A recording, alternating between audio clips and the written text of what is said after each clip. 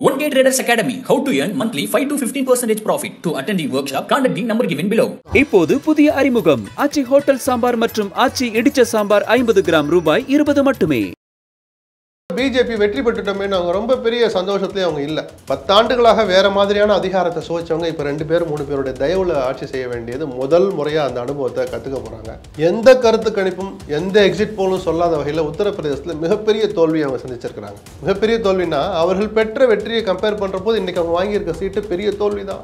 தார்மீக ரீதியாக நீங்கள் பதவியை ராஜினாமா பண்ணுங்கன்னு மம்தா கேட்குற அளவுக்கான அடிப்படை யூபியிலிருந்து தான் ஆரம்பிக்குது.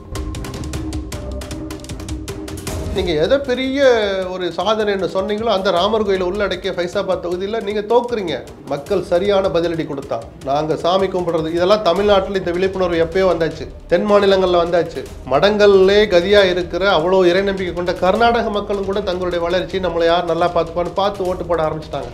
வட மாநிலங்களில் இப்போ தான் தொடங்கி நல்ல மாற்றம்னு நான் சொல்லுவேன். யார் வேணாலும் ஜெயிக்கட்டும் சார், யார் வேணாலும் தோக்கட்டும் சார். மதம் சார்ந்து பிரச்சனைகளை முன்னாடி வச்சு நிஜமான பிரச்சனைகளை பூரா மறைச்சு அல்லது தள்ளி வச்சுட்டு பண்ணுற யாருக்கும் இந்த பதிலடி சரியான பதிலடி தான் நான் சொல்லுவேன். நிர்வாக ரீதியாக பார்த்தா ஒரு எதேச்சதிகாரம், சர்வாதிகாரம், அதாவது ஒரு மோனாப்பொலியை காட்டுறது, ஏகாதிபத்தியத்தை காட்டுறது. நான் இப்படி தான் செய்வேன், என்னை யாரும் கேள்வி கேட்கக்கூடாது, கேள்வி கேட்டால் கூட நான் பதில் சொல்ல மாட்டேன், நான் செய்கிறத கடைசி வரைக்கும் சொல்ல மாட்டேன், செஞ்ச பிறகு யாரும் கேள்வி கேட்கணும். என்ன சார் நாடா என்ன நினச்சிட்டு இருக்கீங்க நீங்கள்? இது மாதிரி எத்தனையோ முடிவுகள் அவர் எடுத்தார். சில நல்லது இருக்கலாம், நான் இல்லைன்னு சொல்லலை. வேளாண் சட்டங்கள் நாங்கள் கொண்டு வந்தது தான். ஒரு வார்த்தை கூட அதை நாங்கள் திரும்ப வாங்க மாட்டோம். நாங்கள் அடுத்து திரும்ப வாங்கினீங்களா? இது மாதிரி எத்தனை விஷயங்கள். இந்த சர்வாதிகாரத்துக்கு ஒரு முற்றுப்புள்ளி வைக்கிற மாதிரி மோடி என்கிற பிம்பம் உடைக்கப்பட்டு அந்த மோடியும் 4 பேர் தயவுல தான் ஆட்சி நடத்தணுன்ற ஒரு பாடத்தை கற்றுக் கொடுத்தாங்க பாருங்க. அப்படிப்பட்ட முடிவுங்கிறனால இந்த முடிவை நான் மனப்பூர்வமாக வரவேற்கிறேன். இந்த இந்தியா கூட்டணியில் இடம்பெற்றிருக்கிற அத்தனை கட்சிகளுக்கும் இந்த தேர்தல் முடிவு ஒரு உற்சாகத்தை கொடுத்திருக்கும். காங்கிரஸ் உட்பட கேரளாவில் முதல் முறையாக பிஜேபி கால் பதிச்சிருச்சு. மிக நிச்சயமாக அந்த மாநில பிஜேபியினருக்கு மிகப்பெரிய உற்சாகத்தை கொடுத்திருக்கும். சாதாரண விஷயம் இல்லை. காங்கிரஸ் கோட்டையாக பல நேரங்களில் இருந்த ஒரு இடத்துல இந்துத்துவா கொள்கையை வச்சிருக்கிற பிஜேபி முதல் முறையாக ஒரு எம்பி தொகுதியில் ஜெயிக்கிறாங்கன்னா சாதாரண விஷயம் இல்லை. அதுபோல் தெலுங்கானால பாதிக்கு பாதி ஜெயிக்கிறாங்க. ஒரிசால 24 ஆண்டுகள் ஆட்சியை முடிவுக்கு கொண்டு வந்து நவீன் பட்நாயகோட ஆட்சியவே பிடிக்கிறாங்க. ஆனால் இந்தியா கூட்டணி எங்கே கோட்டை விட்டாங்கன்னா அல்லது எங்கே எதிர்பார்த்தாங்கன்னா டெல்லியிலையும் மத்திய பிரதேசத்திலையும் வாஷ் அவுட் வாங்கினாங்க பாருங்க. அதுதான் அவங்களே எதிர்பாராத அதிர்ச்சியாக இருந்திருக்கும். அங்கே ஒரு குறைஞ்சபட்சம் ஒரு 30% வெற்றியை பெற்றிருந்தா கூட இன்னைக்கு ஆட்சி இந்தியா கூட்டணியுடைய ஆட்சியாக தான் இருந்திருக்கும். நியூஸ் கிட்ஸ் நேயர் அனைவருக்கும் அன்பு வணக்கம். நான் உங்கள் விஜய் நிலையன். ஸோ இன்னைக்கு நம்ம கூட மூத்த பத்திரிகையாளர் திரு லக்ஷ்மணன் அவர்கள் இணைஞ்சிருக்காரு. வணக்கம் சார். வணக்கம். ஓகே சார், முதல் கேள்வி இதை தான் கேட்கணும் கண்டிப்பாக உங்ககிட்ட. இப்போ பார்த்தீங்கன்னா நாடாளுமன்ற முடிவுகள் வந்துருச்சு. ஸோ அதை நீங்கள் எப்படி பார்க்குறீங்க சார்? ஃபர்ஸ்ட் ஆஃப் ஆல் முதல் பார்வை என்னென்னா, கருத்து கணிப்புகள் என்கிற பேரில் 2 தடவை வெளியிடுவாங்க. ஒன்று தேர்தல் நடைமுறைகள் நடந்துட்டு இருக்கிற போதே, பிரச்சாரங்கள் நடந்துட்டு இருக்கிற போதே கருத்து கணிப்பு என்கிற பேரில் கருத்து திணிப்பு நடத்திட்டு இருப்பாங்க. அது ஒரு வகை. அது மக்கள் மனதில், வாக்காளர்கள் மனதில் தாக்கத்தை ஏற்படுத்தணும்னு தெரிஞ்சே செய்கிற கருத்து திணிப்பு அல்லது கருத்து கணிப்புன்னு வச்சுப்போம். அடுத்து எக்ஸிட் போல், வாக்களித்து விட்டு வெளியே வந்தவரிடம் கேட்டு சொல்கிறது எக்ஸிட் போல். அது தாக்கத்தை ஏற்படுத்தாது.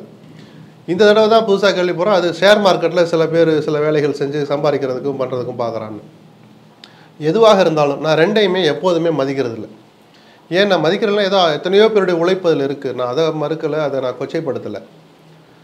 வாக்காளர்களும் உண்மையை சொல்கிறதில்ல, அதை சர்வே எடுக்க போகிறவங்ககிட்டையும் நேர்மை இல்லை. நான் யார் என்னான்னு அவனும் முழுசாக போய் சொல்கிறதில்ல.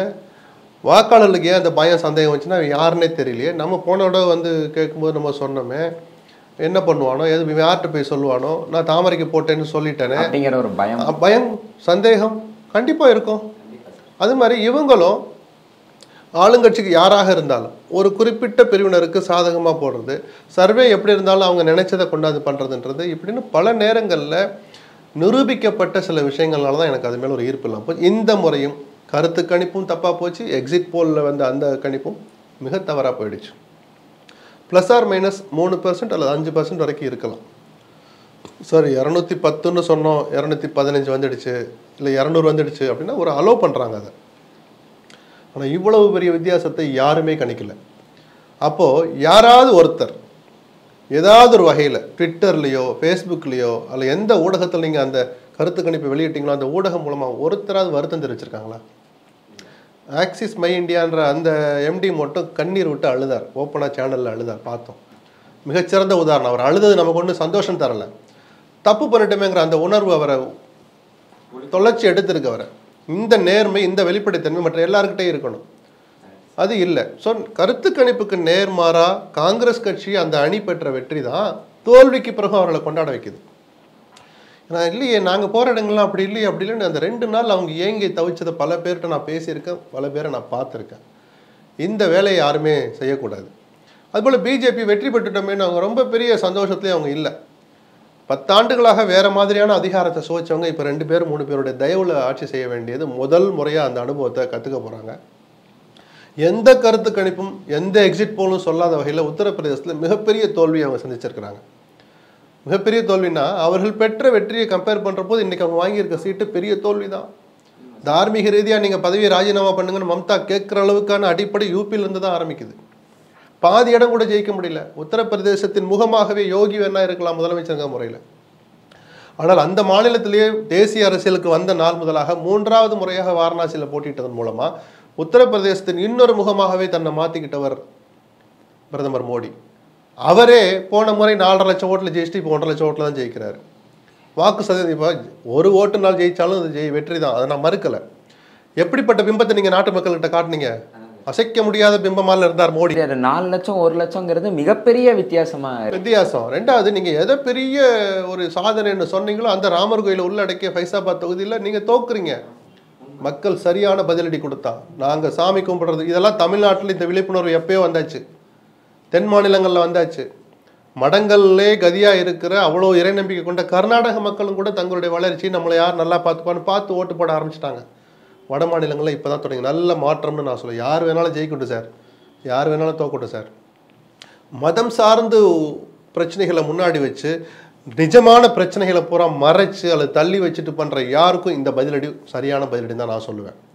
அதுபோல் அமேதி தொகுதியில் ஸ்மிருதி இரானி செஞ்ச ஆணவமான பேச்சுக்கள், சவால்கள் இருக்குல்ல, ராகுல் காந்தியை பார்த்து, என்ன சார் அப்படி என்ன சார் உங்களுக்கு ஆணவம்? எங்கே போனீங்க? ஏன் இங்கேருந்து ஓடுறீங்க? இங்கே வந்து பாருங்கள். ராகுல் காந்தியுடைய பிரபல்யத்தில் 100% பங்கு கூட இல்லாத ஒரு வேட்பாளர் போட்டு நாடறிஞ்ச ஸ்மிருதி இரானியை தோக்கடிச்சு காமிச்சாங்களா? Correct sir. காங்கிரஸ் தோக்கடிக்கல, அந்த மக்கள் தான் தோக்கடிச்சாங்க. கன்னத்தில் அரைஞ்ச மாதிரி அரசியல் ரீதியாக ஸ்மிருதி இரானிக்கு ஒரு சரியான பாடத்தை கொடுத்தாங்க. ஆனால் இந்த அரசியல் வந்து நமக்கு வாழ்க்கை ரீதியாகவும் நிறைய விஷயங்களை கற்றுக் கொடுத்துருக்கு ஒரு தேர்தல். ஆனால் இந்த முறை நான் நிஜமாக சொல்கிறேன், ஒரு பத்திரிகையாளராக, இந்த நாட்டோட ஒரு பிரஜையா, சாதாரண ஒரு மனுஷனாக சொல்கிறேன், பெரிய சந்தோஷத்தை எனக்கு கொடுத்துருன்னு சொல்கிறேன். அதே மோடி தான் ஆட்சி பண்ண போகிறார், அதே பிஜேபி தான். நமக்கு ஆட்சேபணம் இல்லை. ஏழைகள் வகுத்தில் அடிக்காதீங்க. மினிமம் பேலன்ஸுங்கிற ஒன்று நீங்கள் கொண்டாந்து வைக்க வந்தாலும் சிதம்பரம் அறிமுகப்படுத்துன்னு நீங்கள் தீவிரமாக அமல்படுத்துனீங்க. 750 ரூபா ஒருத்தங்க அக்கௌண்ட்டில் காசு இருந்தால் சுரண்டி எடுக்கிறீங்க. ஆயிரக்கணக்கான 100கணக்கான கோடியை எத்தனையோ தொழிலதிபர்களுக்கு ரைட் ஆஃப் பண்ணுறீங்க, தள்ளுபடி பண்ணுறீங்க. பகுதி எரியுமா எரியாதா? கண்டிப்பாக. அந்த வேதனையிலேருந்து தான் நான் இதை பேசுகிறேனே தவிர பிஜேபிக்கு நமக்கும் வேறு எதுவும் கிடையாது. அப்போது இது சில விஷயங்கள்லாம் நிர்வாக ரீதியாக பார்த்தா ஒரு எதேச்சதிகாரம், சர்வாதிகாரம், அதாவது ஒரு மோனோபொலியை காட்டுறது, ஏகாதிபத்தியத்தை காட்டுறது. நான் இப்படி தான் செய்வேன், என்னை யாரும் கேள்வி கேட்கக்கூடாது. கேள்வி கேட்டால் கூட நான் பதில் சொல்ல மாட்டேன். நான் செய்கிறத கடைசி வரைக்கும் சொல்ல மாட்டேன். செஞ்ச பிறகு யாரும் கேள்வி கேட்கணும். என்ன சார் நாடா என்ன நினச்சிட்டு இருக்கீங்க நீங்கள்? இது மாதிரி எத்தனையோ முடிவுகள் அவர் எடுத்தார். சில நல்லது இருக்கலாம், நான் இல்லைன்னு சொல்லலை. வேளாண் சட்டங்கள் நாங்கள் கொண்டு வந்தது தான். ஒரு வார்த்தை கூட அதை நாங்கள் திரும்ப வாங்க மாட்டோம். நாங்கள் அடுத்து திரும்ப வாங்கினீங்களா? இது மாதிரி எத்தனை விஷயங்கள். இந்த சர்வாதிகாரத்துக்கு ஒரு முற்றுப்புள்ளி வைக்கிற மாதிரி மோடி என்கிற பிம்பம் உடைக்கப்பட்டு அந்த மோடியும் 4 பேர் தயவுல தான் ஆட்சி நடத்தணுன்ற ஒரு பாடத்தை கற்றுக் கொடுத்தாங்க பாருங்க. அப்படிப்பட்ட முடிவுங்கிறனால இந்த முடிவை நான் மனப்பூர்வமாக வரவேற்கிறேன். சார், நீங்கள் இப்போ சொன்னீங்க கருத்து கணிப்பு அப்படிங்கிற விஷயத்தில் உங்களுக்கு நம்பிக்கை இல்லை அப்படிங்கிறது. அதை சார்ந்த ஒரு கேள்வி சார். இது கண்டிப்பாக இதோட ஒத்துப்போகும்னு நான் நினைக்கிறேன். இந்த தேர்தல் நம்ம பார்த்தோம்னா கருத்து கணிப்பு ரொம்ப முக்கியமான ஒரு விஷயமா பார்க்கப்பட்டது. ஏன்னா கருத்து கணிப்பு வச்சு தான் பிரச்சாரங்களே நிறையா கட்சிகள் தொடர்ந்து பண்ணாங்க. ஈவன் திரு மோடி அவர்களே வந்து 400 சீட்டுகள் நாங்கள் ஜெயிப்போம் அப்படிங்கிற மாதிரியெல்லாம் சொன்னார். எனக்கு என்ன ஒரு கேள்வினா, இத்தனை வருஷம் ஆட்சியில் இருக்கிற ஒருத்தருக்கு கள நிலவரம் அப்படிங்கிற விஷயம் இன்னி வரைக்கும் புரியாமல் போயிடுச்சா, இல்லைன்னா அதை ரிப்போர்ட் கொடுத்தவங்க தப்பாக கொடுத்துட்டாங்களா சார்? கள நிலவரம் அவருக்கு தெரியும் தான், வேஷங்களையும் பேச்சுக்களையும் மாற்றிக்கிட்டே போனார். சரிதானா? ராமர் கோயிலை பற்றி சொன்னார், அப்புறம் எடுபடலைன்னு ஒரே ஒரு நாளோட நிறுத்திக்கிட்டார். காங்கிரஸ் ஆட்சிக்கு வந்தால் புல்டோசர் வச்சு ராமர் கோயிலை இடிப்பாங்கன்னு சொன்னார். ராகுல் காந்தி அவர் வயதுக்கு உட்பட்ட அந்த வயதுக்கேற்ற இடங்களை கூட வெல்ல மாட்டார் காங்கிரஸ் அப்படின்னு சொன்னார். 50 இடம் கூட தேராதுன்னார். அப்புறம் அவங்க ஆட்சிக்கு வந்தாங்கன்னா ஆண்டுக்கு ஒரு பிரதமர்னு திருப்பி நம்பிக்கை இழந்து அந்த வார்த்தையும் சொன்னாங்க. ராகுல் பிரதமரானால் பாகிஸ்தான் சந்தோஷப்படும் அப்படின்னார். இந்த பிரச்சாரங்களையுமே சரியா அவர் எதுவும் பேசல. இதனுடைய உச்சபட்சம் தான் நான் பரமாத்மா அனுப்பி வைத்த நபர்னாரு. எங்க அம்மாவுக்கு நான் பயாலஜிக்கலா பிறக்கவே இல்லைன்ட்டார். இதெல்லாம் அபத்தம் இல்லையா சார்? இறை நம்பிக்கை உள்ளவங்களுக்கு கொஞ்சம் சிலிர்ப்பு ஏற்படும், எனக்கும் கூட ஏற்படலாம். நான் அவரை விமர்சிக்கிறது வேற. அந்த சிலிர்ப்பு நிஜமா இருக்கணும். அதுக்கு நிஜமா இருக்கிறவங்களுக்கு நீங்க நடந்துக்கணும். அம்மா இறந்த பிறகுங்கிறார். 16 மாசமா ஏன் நீங்க சொல்லலை பரமாத்மா என்னை அனுப்பி வச்சார்? எனக்கு ஏதோ நான் அதெல்லாம் நம்பிக்கை உள்ளவன். அம்மா இறந்த அன்னைக்கு நைட்டு அடுத்த நாள் அம்மாவே தோன்றி அந்த பரமாத்மா அம்மா பரமாத்மா உருவில் வந்து, மகனே நீ நான் அனுப்பி வைக்கிட்ட நபர் அப்படின்னு சொன்னா நான் ஓரளவு நம்புவேன். 16 மாசமா நீங்க ஏன் மௌனமா இருந்தீங்க? எதுக்காக 5 கட்ட தேர்தல் முடிஞ்சு சரியா செய்தி வரலன்னொடனே 6ஆம் கட்ட தேர்தலுக்கு முன்பாக இந்த வார்த்தையை சொல்ல வேண்டிய அவசியம் என்ன? அப்போ முழுக்க முழுக்க அரசியலுக்கு பயன்படுத்துறீங்களா? பரமாத்மாவை எலெக்ஷனுக்கு பயன்படுத்தலாமா சார்? அந்த பரமாத்மாவை கும்பிடுறவங்கிற முறையில் இந்த கேள்வியை கேட்குற உரிமை எனக்கு இருக்கு. புரியுதுல? ஸோ எல்லா வேஷத்தையும் போட்டு பார்த்தார். ஒரு மரபுன்னு இருக்கு. பிரச்சாரம் முடிஞ்சாச்சுன்னா அன்று மாலை 5 மணிலிருந்து அடுத்த நாள் முழுக்க, அதன் பிறகு வாக்குப்பதிவு முடிஞ்ச வரைக்கும் வாக்காளர்கள் மனதில் நேரடியாகவோ மறைமுகமாகவோ தாக்கத்தை ஏற்படுத்துகிற எந்த விஷயத்தையும் அந்த வேட்பாளரோ அந்த கட்சியோ செய்யவே கூடாது. வாரணாசியில் ஒரு வேட்பாளர், வாரணாசியில் 1ஆம் தேதி வாக்குப்பதிவு நடக்க போகுது, 31 அதுக்கு முன்னாடி 30ஆம் தேதி சாயங்காலத்துலேருந்து தியானம் இருந்தாரா கன்னியாகுமரியில்? அவருடைய உரிமை, யாரும் அதை கேள்வி கேட்க முடியாது. ஆனால் அங்கங்கே கேமரா கோணங்களை வச்சு வந்த வீடியோக்களை பார்த்தீங்களா? எதுக்கு அதை வெளியில் விட்டீங்க? உத்தரப்பிரதேசில் பல இடங்களில் திரையில வேற ஓட்டி காமிச்சாங்க லைவ்ல. தனிப்பட்ட விருப்பம். அப்போ உங்க நோக்கம் என்ன? அப்போ உங்க நோக்கம் என்ன? நான் இந்து மதத்தை நம்பிக்கை உள்ளவன், நான் ஒரு துறவு வாழ்க்கை வாழ்றேன், விவேகானந்தர் மேல நம்பிக்கை வச்சிருக்கேன், விவேகானந்தர் பாதையை பின்பற்றுறேன். இதெல்லாம் சொல்லுங்க. அந்த ஹிந்துத்துவங்கிறத உள்ள கொண்டு வர எப்ப சொல்றீங்க? அந்த டெட் பீரியட்னு சொல்லப்படுற வாயை எல்லாத்தையும் மூடிக்கிட்டு மௌனமா இருக்க வேண்டிய நேரத்தில் நீங்க கிட்டத்தட்ட பிரச்சாரம் பண்றீங்க. விவேகானந்தர் வெஸ்ட் பெங்காலோட தொடர்புடையவர். அங்கே 9 தொகுதியில் 13 தொகுதியில் தேர்தல் நடக்குது 1ஆம் தேதி கடைசி கட்டமா. அங்கே ஒரு தாக்கத்தை மறைமுகமாக ஏற்படுத்துறீங்க. நீங்க போட்டிற வாரணாசியில் அதை போய் தாக்கத்தை ஏற்படுத்துறீங்க. திரைகள் கட்டி ஒளிபரப்பியிருக்காங்க இவர் தியானம் இருக்கிறத. மறைமுகமாக ஓட்டு கேட்டாரா? இந்த மாதிரி மரபுகளையும் காட்டில் வீசிட்டு தேர்தல் ஆணையம் அதை வேடிக்கை பார்த்து இவ்வளவும் பண்ண பிறகும் 240 தான் அவங்களால ஜெயிக்க முடியாது. 240ங்கிறது சின்ன நம்பர் இல்லை. ஒட்டுமொத்த இந்தியா கூட்டணியும் பெற்ற இடங்களை விட 3-4 இடங்கள் அது அதிகம்தான். ஆனால் நீங்கள் காட்டிய பிம்பத்தை ஒப்பிடுகிற போது அது ஒரு வெற்றியே அல்ல. அதனால தான் மம்தா பானர்ஜி தார்மீக ரீதியாக நீங்கள் முதல்ல ரிசைன் பண்ணுங்க, இது உங்களுக்கு கிடைத்த தோல்வின்னு சொன்னார். சுப்பிரமணிய சாமி அதை வேற வார்த்தையில் சொல்கிறார். அடுத்தவங்களா பிடிச்சு கீழே இருக்கிற வரைக்கும் நீங்களாவே போயிடுங்கிறார். ஆனாலும் மோடி நேற்று பார்ட்டி ஆஃபீஸில் பேசின பேச்சை பார்த்தா அவர் தான் தொடருவார்னு தோணுது எனக்கு. சார், இப்போ இருக்கிற சூழல் நம்ம பார்த்தோம்னா தேசிய கட்சிகள் எல்லாமே மாநில கட்சிகளை நம்பி தான் இருக்கணுங்கிற மாதிரி இருக்குது. அடுத்த 5 வருஷத்துக்கு அவங்க ஆட்சியை நம்பி தான் தேசிய கட்சிகள் இருக்கணும் அப்படின்னு இருக்கு. ஸோ அப்படி இருக்கிறத பார்த்தோம்னா மாநில கட்சிகள் அவங்களுக்கு தேவையான விஷயங்களை சாதிச்சுக்கலாமே சார் அடுத்த 5 வருஷத்துக்கு. நல்ல விஷயம் தானே. அவர் பாகிஸ்தானில் இருக்கிற ஒரு ஆப்கானிஸ்தானில் இருக்கிற ஒரு மாகாணத்துக்கான நன்மையை சந்திரபாபு நாயுடு கேட்க போறாரு. அவர் இருக்கிற ஆந்திராவுக்கு நன்மையை தான் கேட்பார். ஆந்திராவும் நம்ம நாட்டில் ஒரு மாநிலம் தான். ஒரு வகையில் ஆரோக்கியமான விஷயம்தான். அந்த நிர்பந்தப்படுத்தி கேட்டுக்கிட்டு இருந்தாங்க. இன்னைக்கு ஒரு ரைட் ராயலாக கால் மேலே காலை போட்டு அந்த வாக்குறுதிகளை கேட்பார், வேண்டுகோளை முன் வைப்பார், இத்தனை தேதிகளை எனக்கு சொல்லணும்னு டிமாண்ட் பண்ணுவார். இந்த நிலைமை வந்ததை நான் ஒரு வகையில் ஆரோக்கியமாக தான் பார்க்குறேன். சார், இந்த முறை பார்த்தீங்கன்னா தென்னிந்தியாவில் தன்னோட பலத்தை நிரூபிச்சிட்டாங்க காங்கிரஸ் அப்படின்னு நம்ம கண்டிப்பாக சொல்லலாம். ஸோ அடுத்த தேர்தலில் மற்ற இடங்களில் ஜெயிக்க முயற்சி செய்வாங்களா சார்? ஏன் அப்படின்னு பார்த்தோம்னா இப்போ நீங்கள் சொன்ன மாதிரி உத்தரப்பிரதேசில் சமாஜ்வாடி பார்ட்டி தான் ஜெயிச்சது. ஸோ இவங்க இருந்ததுக்கான ஒரு இதுவே தெரியாமல் இருக்குது. இவங்க போட்டிட்டாங்கிறதுக்கான அப்படி பார்க்க வேண்டாம். அரித்மேட்டிக் மட்டும் பார்க்கக்கூடாது. 37 இடங்களில் அவர் ஜெயிச்சிருக்கலாம். இவங்க 2 இடம் ஜெயிச்சிருந்த காங்கிரஸ் இன்னைக்கு 6 இடம் ஜெயிச்சிருக்கலாம். அந்த 2 பேரும் சேர்ந்து ஒரு வெஹிக்கிளில் போகிற போது பிரச்சார வேனில் போகும்போது ஏற்பட்ட எழுச்சியை பார்த்து அதுதான் கெமிஸ்ட்ரின்னு நம்ம சொல்லுவோம். அந்த கெமிஸ்ட்ரி வேலை செஞ்சிச்சு. அதுக்கு ப்ரொபோர்ஷனேட்டாக இவங்க 37 நம்ம ஒரு 20 ஜெயிச்சிருக்கணுமே அப்படி காங்கிரஸ் நினைச்சா தப்பு. அது 2 பேரும் சேர்ந்து செஞ்ச எழுச்சி இருக்குல்ல, கெமிஸ்ட்ரி உண்டாக்குன கெமிஸ்ட்ரி, அதுதான் பேசு பொருளாக இருக்கும். அதுதான் ஒரு ரிசல்ட்டை கொடுத்துடுச்சு. இதுக்கப்புறம் அவங்கவுங்க கட்சி எப்படி வளர்க்க போகிறாங்க, எப்படி கணக்கு போடுறாங்க, அசம்பிளினா என்ன செட்டப்பு, அப்போ 6 இடம் கொடுத்தியா, அப்போ 6 6 36 40 இடம் தான் கொடுப்பியா அப்படின்னு காங்கிரஸ் எனக்கு கூட கொடுன்னு கேட்கலாம். அதை அவர் ஒத்துக்கிடணும். பல விஷயங்கள் அடுத்தடுத்து நடக்கும். ஆனால் இந்த இந்தியா கூட்டணியில் இடம்பெற்றிருக்கிற அத்தனை கட்சிகளுக்கும் இந்த தேர்தல் முடிவு ஒரு உற்சாகத்தை கொடுத்துருக்கும், காங்கிரஸ் உட்பட. அவங்க அடுத்த கட்டத்தை நோக்கி போக தான் போவாங்க. அதே தென் மாநிலங்கள் இன்னைக்கு எடுத்துக்கிட்டிங்கன்னா கேரளாவில் முதல் முறையாக பிஜேபி கால் பதிச்சிருச்சு. மிக நிச்சயமாக அந்த மாநில பிஜேபியினருக்கு மிகப்பெரிய உற்சாகத்தை அது கொடுத்துருக்கும். சாதாரண விஷயம் இல்லை.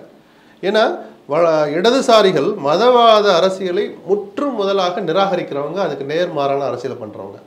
கிறிஸ்தவர்கள் நிறைஞ்ச மாநிலம், காங்கிரஸ்ன்ற கோட்டையாக பல நேரங்களில் இருந்த ஒரு இடத்துல இந்துத்துவா கொள்கையை வச்சிருக்கிற பிஜேபி முதல் முறையாக ஒரு எம்பி தொகுதியில் ஜெயிக்கிறாங்கன்னா சாதாரண விஷயம் இல்லை. அதுபோல் தெலுங்கானால பாதிக்கு பாதி ஜெயிக்கிறாங்க. ஒரிசால 24 ஆண்டுகள் ஆட்சியை முடிவுக்கு கொண்டு வந்து நவீன் பட்நாயக்கோட ஆட்சியவே பிடிக்கிறாங்க. சாதாரண விஷயம் இல்லை. ஆந்திராவில் போன தடவை 0, இப்போ 3 எம்பி ஜெயிச்சிருக்கிறாங்க.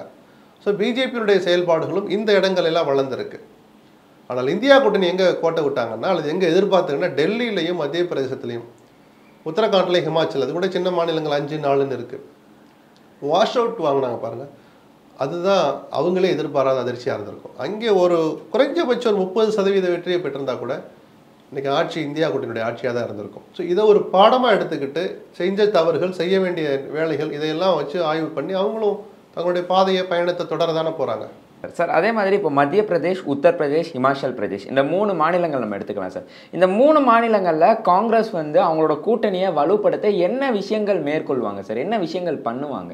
அப்படி இல்லை, அங்கே மத்திய பிரதேசத்தை பொறுத்த வரைக்கும் ஜோதிராதித்யா சிந்தியாவுக்கும் கமல்நாத்துக்கும் தகராறு எழுந்த போதே ஒரு ஸ்ட்ராட்டஜிக்கலாக ஒரு தப்பு பண்ணிட்டாங்க.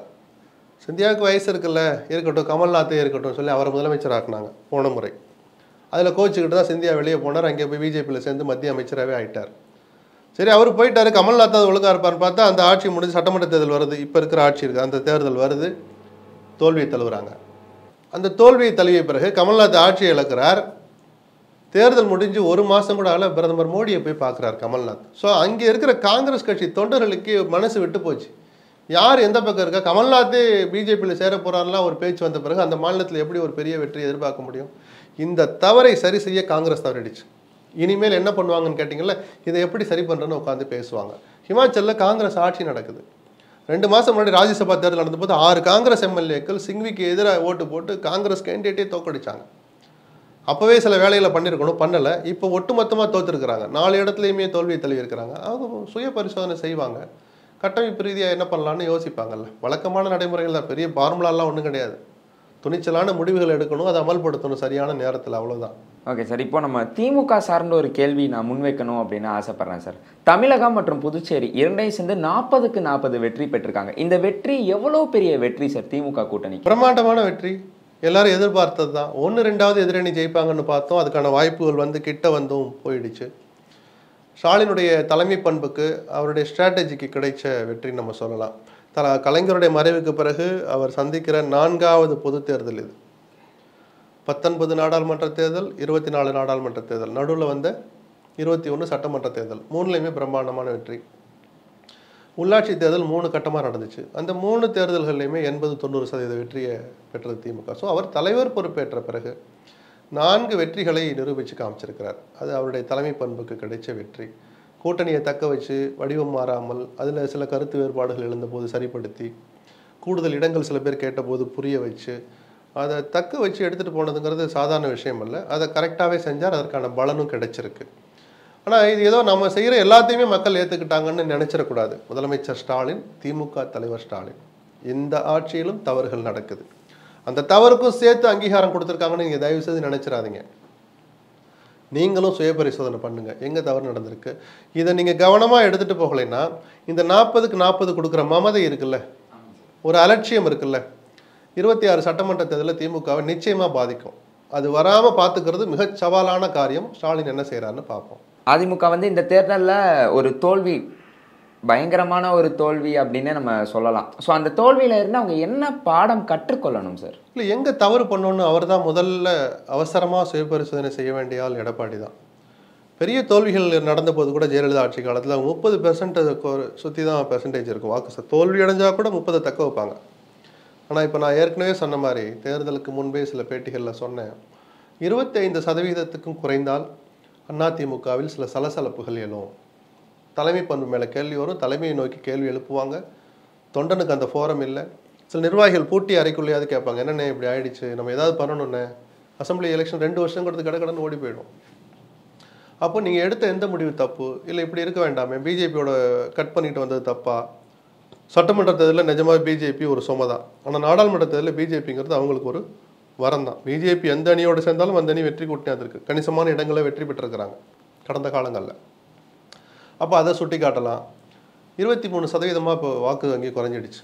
இது எப்படி கிட்டத்தட்ட டபுள். திமுக அணி 46, எல்லாரும் சேர்ந்து 46. திமுக மட்டும் எடுத்தால் குறைஞ்சபட்சம் 30-32 இருப்பாங்க, தாராளமாக இருப்பாங்க. அப்போ நம்ம 10% இடைவெளி இருக்கே திமுகவுக்கு அதிமுக, இதை நம்ம எப்படி சரி பண்ண போகிறோம் அப்படின்லாம் அவரும் உட்காந்து ஆய்வு பண்ணணும். ஒன்று, ராமநாதபுரத்துலேயும் தினகரனும் தேனியில் தினகரனும் தோற்றுருக்கலாம், ஓபிஎஸ் தினகரன். ஆனால் 2ஆம் இடம் வந்தாங்க.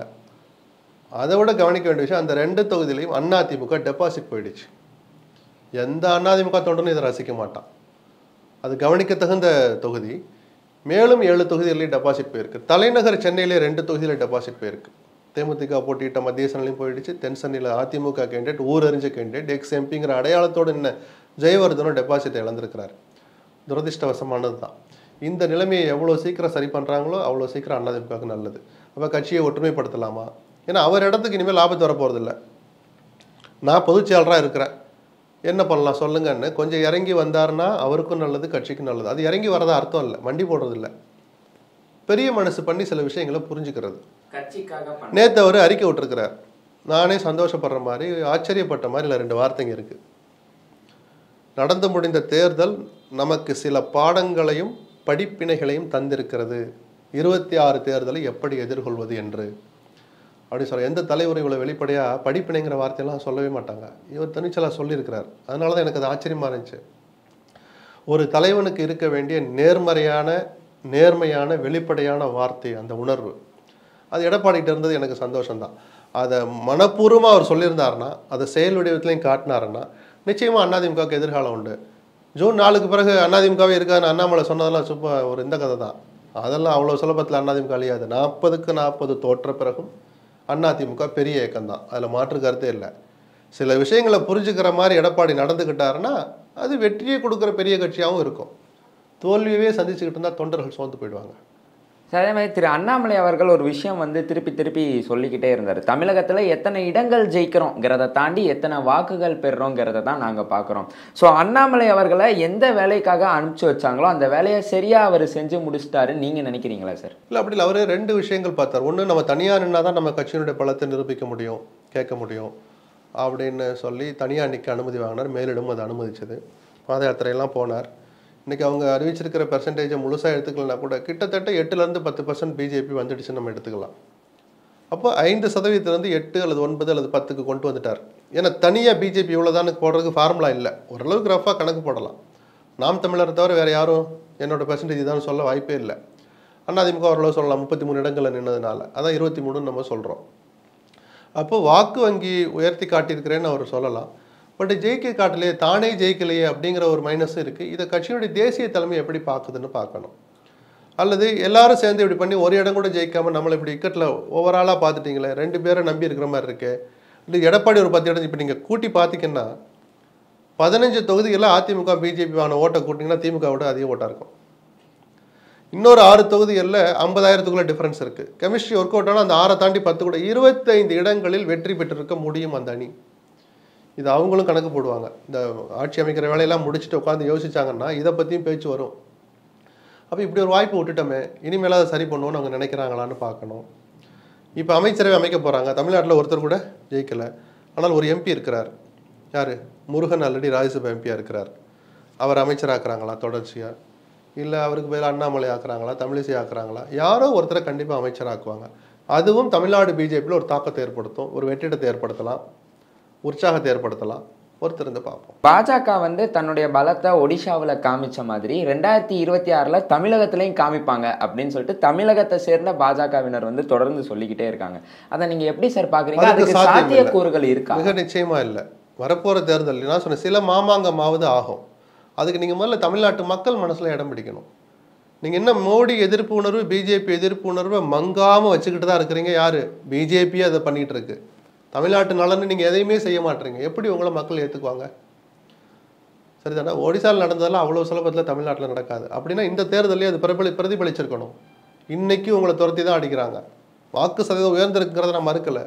அப்போ 10லேருந்து நேரம் 35 போயிடுவீங்களா? அதுக்கு ஒரு காலகட்டம் இருக்குல்ல. அதனால தான் சில மாமாங்கம் ஆகுன்னு நான் சொன்னேன். அல்லது நீங்கள் மக்கள் மனசில் இடம் பிடிக்கிற மாதிரி உங்களை நீங்கள் திருத்திக்கணும். தமிழ்நாட்டுக்குன்னு சில நலன்களை கொண்டு வாங்க. எய்ம்ஸ் இன்னும் இப்போ தான் டெண்டர் விட்டீங்க, போன தேர்தலுக்கு அடிக்கலாட்டினது. இதெல்லாம் சாதாரண ஜனங்கள்லாம் இப்போ தெரிஞ்சுக்கிறா சார். உள்ளங்கையிலேயே மொபைல் ஃபோன் வச்சுருக்கான். இதோடு சேர்ந்து அடிக்கல் நாட்டின மற்ற இடங்கள்ல எல்லாம் திறந்துட்டீங்களே ஆஸ்பத்திரியை, இங்கே இன்னும் சுவர் கூட கட்டலைன்னு கேட்பானா கேட்க மாட்டானா? அது மாதிரி முல்லை பெரியார் அணையில் 2ஆம் அணை கட்டுறதுக்கு கேரளா கொடுக்குதுன்னா சேட்டப்பட்டது கம்யூனிஸ்டாக இருக்கட்டும், அதை வாங்கி வச்சுக்கிட்டு இல்லையே இதன்படி இப்படி இல்லையே உச்சநீதிமன்ற தீர்ப்பு அப்படின்னு சொல்கிறத விட்டுட்டு அதை பற்றி ஆய்வு பண்ணுறதுக்கு ஒரு கூட்டத்தை கூட்டுறீங்க. தமிழ்நாடு எதிர்ப்பு தெரிவிச்சுன்னா அந்த கூட்டத்தை ரத்து பண்ணுறீங்க. பிஜேபி அந்த வேலையை செய்யலாமா? கம்யூனிஸ்ட் ஒரு பக்கம் துரோகம் பண்ணுறாங்கன்னா பிஜேபியும் சேர்ந்து தான் துரோகம் பண்ணுறது. இந்த துரோகம் மாறாத வரைக்கும் தமிழ்நாட்டில் அவ்வளோ சுலபத்தில் ஆட்சியை பிடிக்க முடியாது.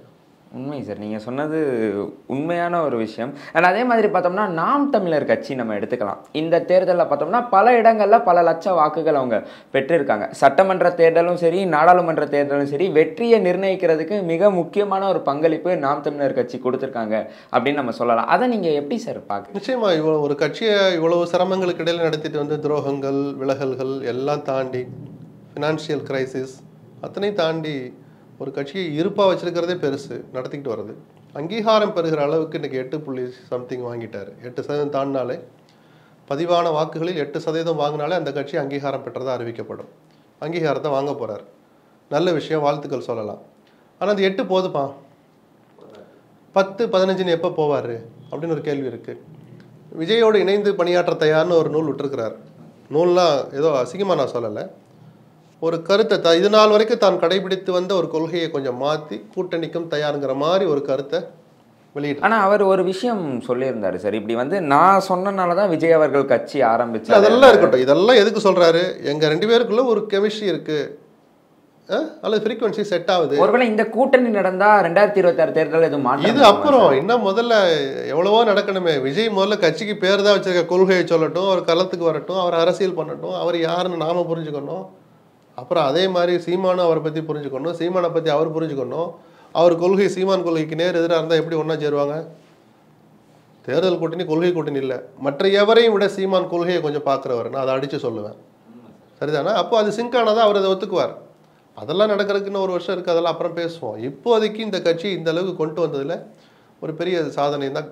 ஒரு என்ன சொல்றது, ஒரு மைல் ஸ்டோன்னு சொல்லலாம். ஒரு அரசியல் கட்சியினுடைய வரலாற்றில் வளர்கிற கட்சிக்கு இது ஒரு மைல் ஸ்டோன். ஆனால் இது மட்டுமே போதாதுங்கிறதையும் சீமான் புரிஞ்சுக்கணும். சார், இதை தொடர்ந்து அப்படியே பார்த்தோன்னா அவங்களுக்கு தேவையான மாநில அங்கீகாரத்தை பெற்று சின்னத்தை திருப்பி வாங்கிடுவாங்களா சார்? அதுக்கு என்ன முயற்சிகள் அவங்க எடுப்பாங்க? முயற்சியே தேவையில்லை. அங்கீகாரம் அமைச்சாச்சுன்னா, அங்கீகாரம் பெற்றாச்சுன்னா ஒரு கடிதம் கொடுப்பாங்க, உங்கள் கட்சி அங்கீகரிக்கப்படுகிறது, இந்த ஆதாரத்தை கொண்டு போய் கொடுப்பாங்க. நாங்கள் இவ்வளோ ஓட்டு வாங்கியிருக்கோம், பதிவான வாக்குகளில் இந்த ஓட்டையும் கணக்கு பண்ணி பாருங்கள், 8% வருது, ஓகே, உங்கள் கட்சி அங்கீகரிக்கப்படுது. அதுக்கப்புறம் ஒரு ஃபார்ம் கொடுத்து ஒரு லெட்டர் அனுப்பி உங்களுக்கு என்ன சின்னம் வேணும்னு கேட்பாங்க, சாய்ஸ் கொடுங்கன்னு. இவங்க சாய்ஸில் கொடுப்பாங்க, அது மேண்டேட்டாக கொடுத்துருவாங்க. அதில் ஒன்றும் குழுக்கள் ஒன்றுமே இல்லை. இவங்க கேட்குற சின்ன அவைலபிளாக ப்ரையாரிட்டி கொடுத்து அந்த கட்சிக்கு கொடுக்கணும், அதை வாங்கிடுவார். Okay, ton.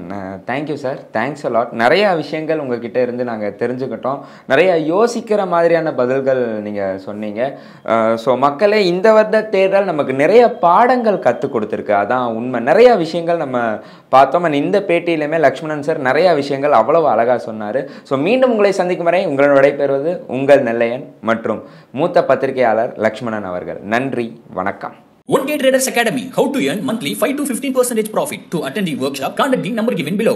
இப்போது புதிய அறிமுகம் ஆச்சி ஹோட்டல் சாம்பார் மற்றும் ஆச்சி இடிச்ச சாம்பார் 50 கிராம் ரூபாய் 20 மட்டுமே.